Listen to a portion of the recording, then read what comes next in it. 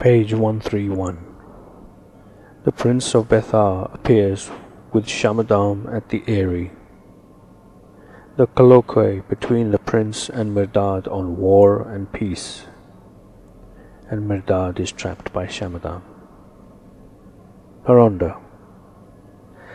As the master finished saying that, and we fell to pondering his words, heavy footfalls were heard outside, accompanied by rambling, muffled talking.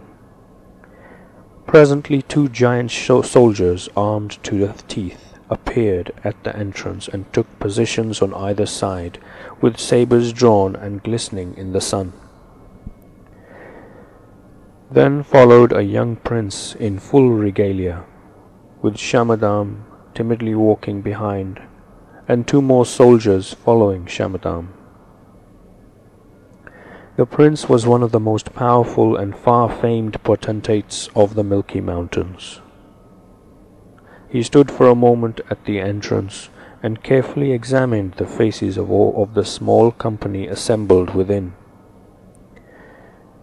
Then, fixing his large and bright eyes on the master, he bowed very low and said, "Hail, holy man!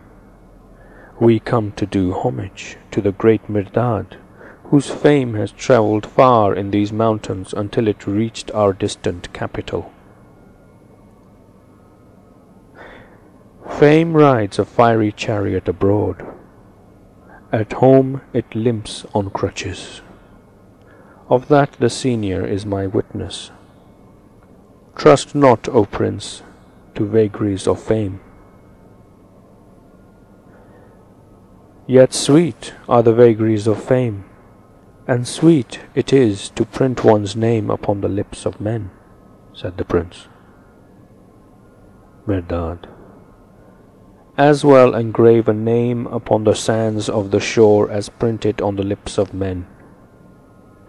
The winds and tides shall wash it off the sands. A sneeze shall blow it off the lip. If you would not be sneezed away by men, print not your name upon their lips, but burn it in their hearts. Prince. But locked with many locks are the hearts of men. Mirdad.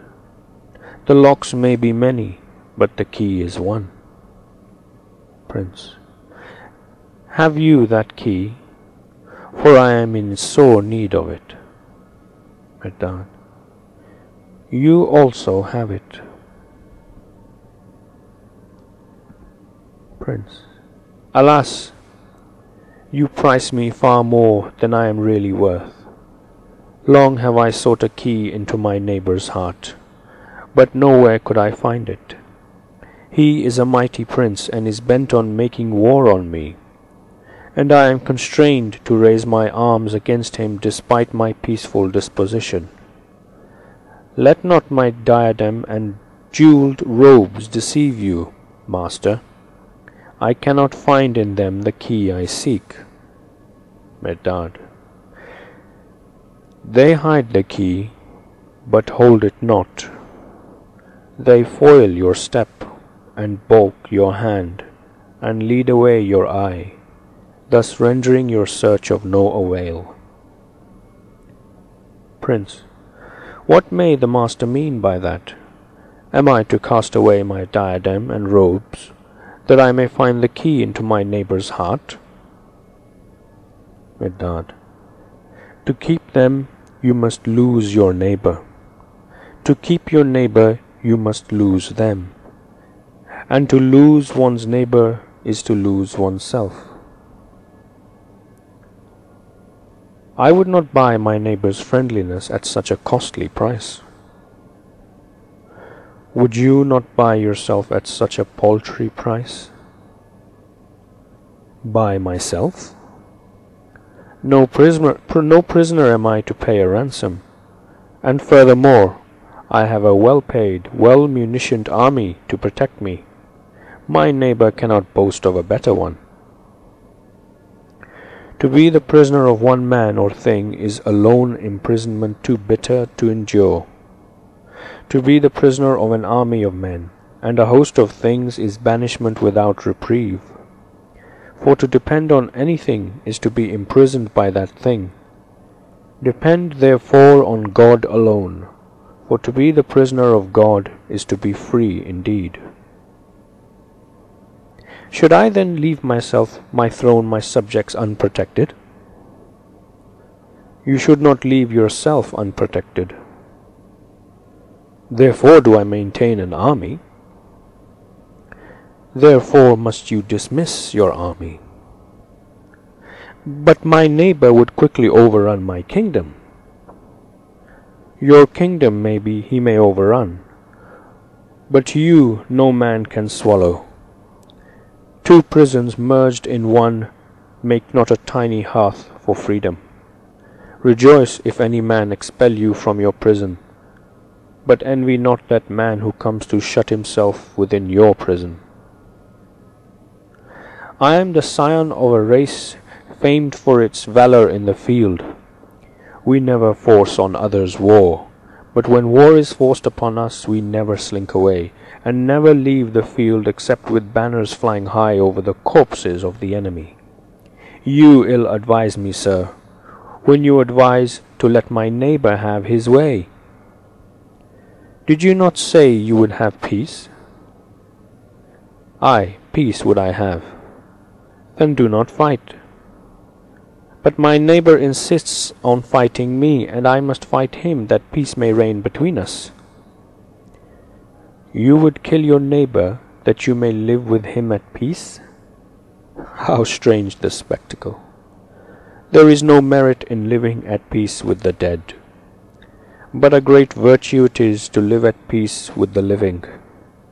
If you must wage a war on any living man or thing, whose tastes and interests may clash at times with yours, then wage a war on God who caused these things to be, and wage a war upon the universe. For countless are the things therein that disconcert your mind and trouble your heart, and willy-nilly force themselves upon your life. What should I do when I would be at peace with my neighbor, but he would fight? Mirdad: fight. Prince: now you counsel me aright.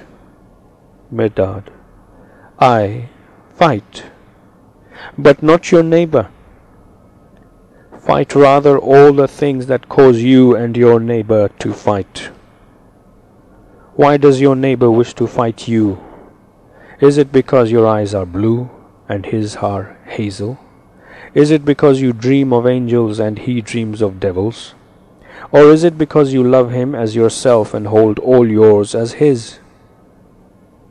It is your robes, O Prince, your throne, your wealth, your glory, and the things to which you are a prisoner that your neighbor wants to fight you for.